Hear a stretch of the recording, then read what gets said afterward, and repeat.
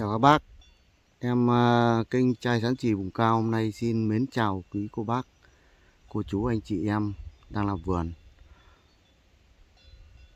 Thì hôm nay cũng đầu xuân năm mới, hôm nay là ngày 17 tháng Giêng, tức ngày 26 tháng 2 dương lịch. Hôm nay là ngày thứ hai. Thì trong cái ngày 13 vừa rồi em cũng đi quay được một số vườn để truyền tải những cái video đến cho các bác ở mọi miền cùng nhau xem. Chúng em ở trên vùng cao Lục Ngạn là năm nay tình trạng vải ra hoa như nào và tiến độ để các bác chăm sóc như nào, để em hôm nay tiếp tục em quay những cái video để đưa đến cho các bác cùng nhau xem. Thì cũng mong rằng các bác xem được cái video này, các bác nhấn vào cái nút bên phải dưới video ấy, đăng ký hộ em một like, ủng hộ em một đăng ký, ủng hộ em một like để em tiếp tục có động lực để em truyền tải những cái video về đời sống vùng cao cho các bác cùng nhau tham khảo. Thứ nhất là chúng ta lại cùng nhau làm vườn trong cái nhân dịp này, vải bắt đầu ra hoa, hiện tượng bật lộc rất nhiều. Năm nay là vải là trên vùng cao chúng em thì qua cái thời gian vừa rồi em đi kiểm tra một số vườn thì tình trạng mất vụ hoa là gần 100%. Hôm nay tiếp tục em sẽ quay một số vườn thì qua cái mấy hôm qua ấy, mấy hôm trước ấy thì các bác biết rồi, tình trạng không khí lạnh cũng đã ảnh hưởng đến chúng ta. Thì cơ hội cuối cùng để chúng ta làm vườn trong những cái ngày này là rất mong manh các bác ạ, rất mong manh rồi. Hiện nay tình trạng có một số vườn bật lộc rất dài, để em đứng đây các bác xem, lộc bật gang hơn 20 phân rồi các bác ạ. Đấy, hôm nay em tiếp tục em quay xem kiểm tra cái vườn của bác này. Vườn của bác này ấy, mọi năm thì các bác ạ, mọi năm thì cái vườn này hơn chục tấn. Nhà bác này làm vườn dọn rất sạch. Cây này thì trồng hơn 30 năm rồi.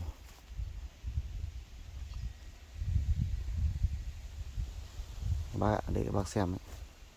Trên vùng cao chúng em nhé, vừa rồi cũng thấy một số bác ở dưới vùng thấp là cũng kêu là vải thiều năm nay tình trạng chung là mất vụ hoàn toàn. Có một số vườn mất hoàn toàn, kiếm quả ăn còn khó các bác ạ.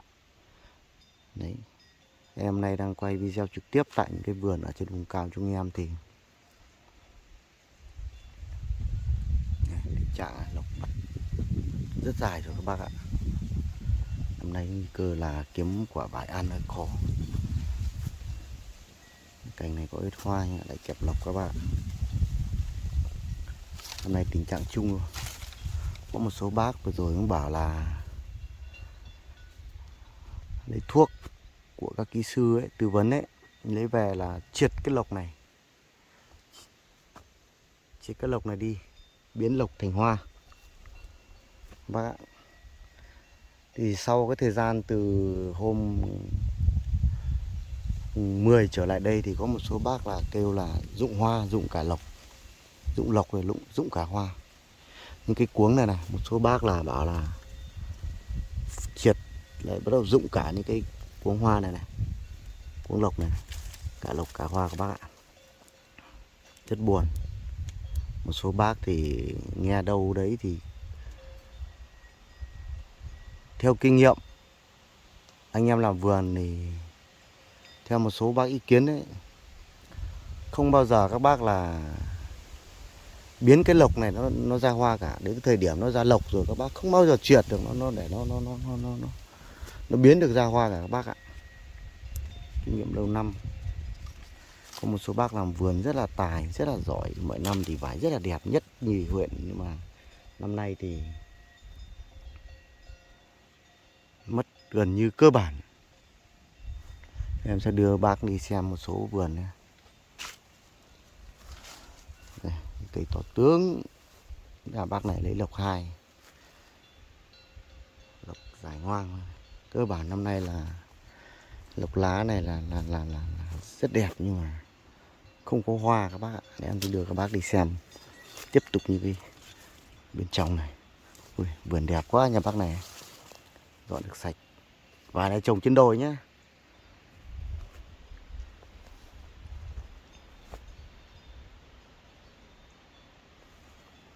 Các bác ạ, buồn lắm năm nay làm vườn. Do trời cho ăn thì được thôi. Đấy, bật lọc hết rồi nhà bác này. Để em kiểm tra để các bác đi xem có cây nào có hoa không. Vải rất to, như là trồng năm 92, 93 thì vải trồng vải này. Trồng đợt trước nhất trên vùng cao ấy. Các bác ạ. Ôi dồi ôi. Toàn lọc là lọc không có hoa. Trong này xem nào.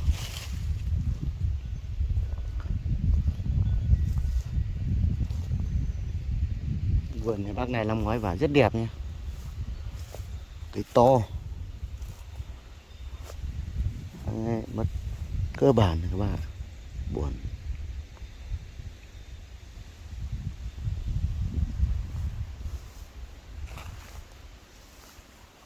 Cây to tướng.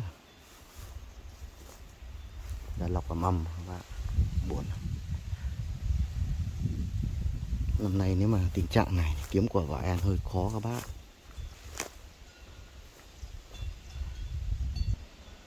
Các bác ạ, tình trạng năm nay thì trời cho ai thì người ấy có thôi, muốn có cũng chả được đâu các bác ạ.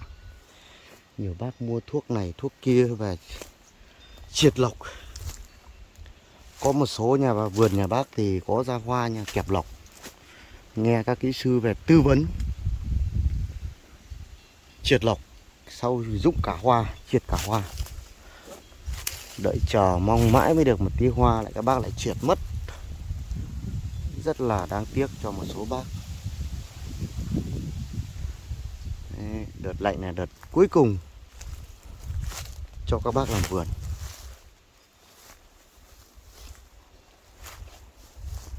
Cây vải rất là to các bác ạ.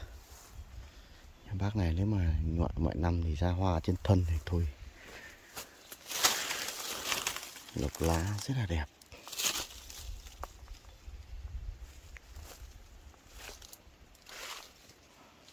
Đường bác đi vào trong cái vườn vải tơ này xem nào. Những cây này trồng sau chắc 6-7 năm rồi. To tướng, ui lộc hết rồi. Cái vải to này chắc gần 200 cây chứ. Vườn nhà bác này lộc hết rồi. Các bác ạ, này nhà bác này dọn rất là sạch nha, độ dốc thì là vải trồng trên đồi nhé. Bác này dọn rất là sạch, dọn cả lá.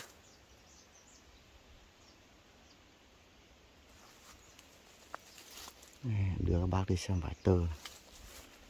Xem có hoa nào. Cả vườn nhà bác này chẳng có cây nào có hoa. Đây là khu vải tơ trong này.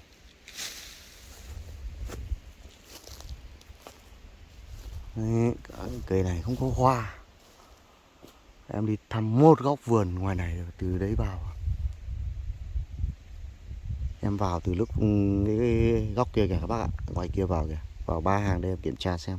Lúc nữa em sẽ đưa các bác đi tít lên trên đồi đi xem. Góc vườn trên kia xem nào. Để kiểm tra xem có cái vườn của bác này rộng lớn như thế, mà cây to như thế, đẹp như thế, dọn sạch như thế mà có hoa không các bác.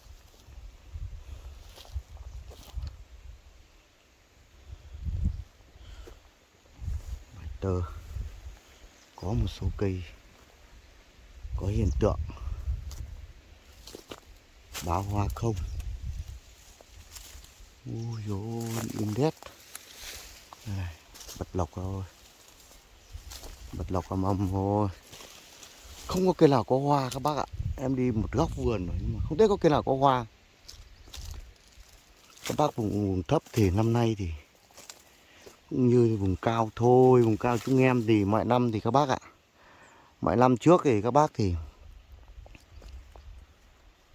làm vải ấy, của vùng thấp các bác, như các xã vùng thấp của các bác ấy, gần thị trấn ấy, thì các bác ra hoa dài 10 phân. Chúng em ở trên này chỉ 5 đến 7 phân, chậm đi các bác 5 đến 7 ngày, 5 đến 10 ngày các bác ạ. Còn quả bày đẹp quá. Còn kinh nghiệm các bác, năm nay thì vùng thấp không đạt thì vùng cao cũng chả được đâu. Đây này các bác ạ, ôi có cây này có ít hoa. Có lúc cây bé bé này có hoa này. Không ăn thua. Mà cả một vườn rộng lớn như thế. Em quay cao này cho các bác xem. Có một cây chết kìa các bác ạ. Cây chắc quay nặng quá chứ. Cả một cái vườn rộng lớn. Tiết trên kia là cánh hà thì phải lộc mạnh hơn. Đấy, vườn các bác này. Em đi kiểm tra cả vườn, góc vườn bên kia vào, chưa gặp cây nào có hoa đẹp. Cái cây to ấy thì còn duy nhất được cái cây bé này này có ít hoa. Nhìn cả một cái khu vườn rộng lớn như thế các bác ạ, 300 cây vải, vải tơ này rất đẹp nha, lá rất là đẹp luôn các bác ạ. Có cây vẫn đang ngủ im đấy, vẫn đang ngủ im. Vải bé bé nhà bác này làm cũng được, rất là đẹp. Đây là tỉa cảnh tứ phương tứ hướng. Năm nay chịu rồi, tình trạng chung thôi, thời tiết thôi các bác ạ, chả có thuốc nào kích được. Thì vừa rồi có một số bác bảo chán không muốn đi thăm vườn, thì có một số bảo là mua thuốc về kích hoa, nhưng mà phải có hoa mới kích được chứ các bác. Như cái đen xì này còn kích được không à? Cái đen xì này, cái lộc này, toàn nhìn thấy lộc này, có kích cái gì? Những cái trắng trắng nó ra 1-2 phân, hay là nó đầu nó trắng trắng thì còn được, nhưng nếu mà như thế thì kích cái gì các bạn? Tốn tiền.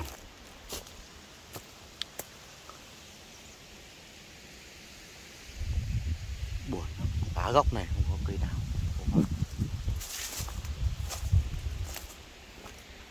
Em đưa các bác đi tiếp tục đi góc vườn ngoài kia xem nào.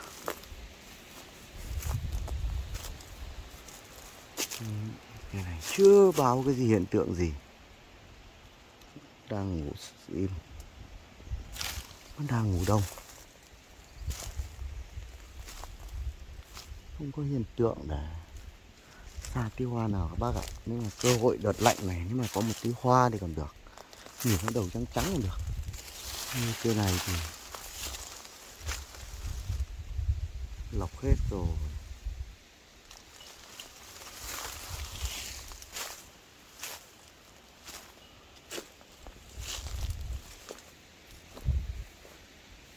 Cây này có hiện tượng, có mấy cành có hoa. Hoa bé tí này làm ăn gì, không gỡ gạt được đâu. Lọc các bác ạ. Một cái vườn rộng lớn như thế các bác ạ. Đi xem những cái cây to này lại xem nào. Lên góc này xem các bác ạ.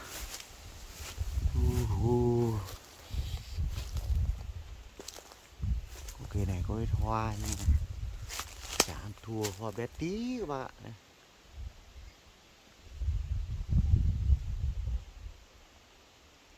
Bác nào mà năm nay thì có kinh nghiệm mà làm được, không phải kinh nghiệm đâu nhỉ các bác nhỉ. Trời cho ăn đấy các bác ạ. Bác nào mà trời năm nay cho ăn thì tuyệt vời. Bán được năm nay vải chắc ở trên quê chúng em thì đa số cả xã chúng em đi kiểm tra thì bây giờ không có vườn nào mà ra được đẹp cả. Chỉ có Thanh Hà lác đác là được 30-40%, u hồng được gần 90%. U hồng có những vườn được 90%, có vườn vẫn đang im rét. Vừa rồi em cũng đi kiểm tra một cái vườn u hồng của một bác là ở cùng thôn chúng em, không có một nhánh hoa nào các bác ạ. Buồn. Có vườn u hồng thì ra gần 90%. Cảnh này có ít hoa nhưng mà cũng không ăn thua. Đấy, đi cả một góc vườn rộng như thế các bạn, gặp mỗi cái này có ít hoa, còn cơ hội không biết thế nào. Lọc hết rồi, buồn. Anh em xem thế nào, các bác làm vườn thì năm nay tính chuyển nghề thôi. Em cũng vậy, ngày em cũng 200-300 cây vải, cũng gần chục năm tuổi nhưng mà rất là buồn các bác ạ. Đi thăm hết cả vườn không được đến 20% hoa. Đấy. Lọc dài thế mà buồn, lọc trong thân. Khu trên này là Thanh Hà, không có hiện tượng gì báo hoa các bác ạ. Đây, cái này lọc là lọc thôi.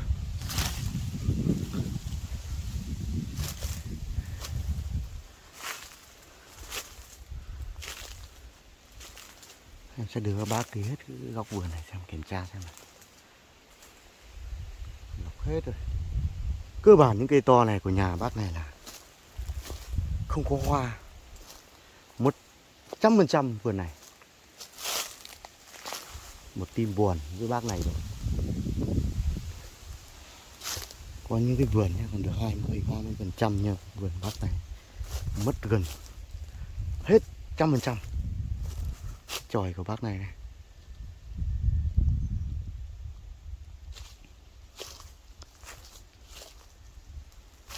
Tình trạng này còn nặng hơn 2019 năm nay ấy. Ở trên quê chúng em thì mọi năm thì nói lại nhá, mọi năm thì một số bác thì đi làm không chăm sóc vải đấy, bỏ không cắt tỉa,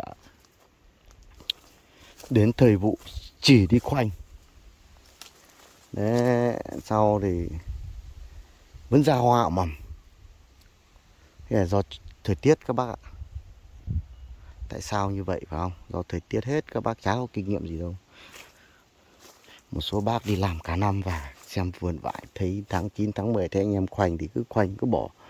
Khoanh xong bỏ đấy, chả cần tác động gì. Đến bắt đầu có quả, nhìn thấy có quả, quả bé bé ấy. Bắt đầu là mua thuốc về phun các bác ạ. Phun rồi bắt đầu là sau bắt đầu đi tỉa. Có một số tỉa, một số không tỉa, bỏ không. Quả vốn xài chịu cành. Đến thời điểm bán thì họ bán 10-20 nghìn thì mình cũng 7-8 nghìn. Có một số hàng sấy thì bán tại vườn, như năm vừa rồi bán 5-6 nghìn, người ta ô tô đánh tại vườn. Thế là giảm cái chi phí xuống cũng được. Bác chăm quá lại mất tiền nhiều, đầu tư nhiều. Đấy, mấy năm nay bắt đầu tình trạng là thi nhau chăm. Em nói các bác nhé, ở trên em đang nói quê chúng em nhé. Quê chúng em thì đợt, mấy năm trước thì vải thì bỏ không nhé.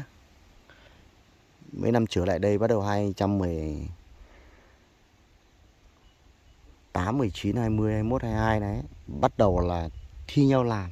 Như năm vừa rồi là năm trước tắc đường, Trung Quốc không sang cân, các điểm cân bắt đầu cân trên vùng cao chỗ ngã ba Cầu Trắng ấy, chỗ Cầu Trắng ấy bắt đầu là tắc đường. Vùng cao là xảy ra hiện tượng tắc đường. Thế là thi nhau làm. Mấy năm nay bắt đầu tập trung làm.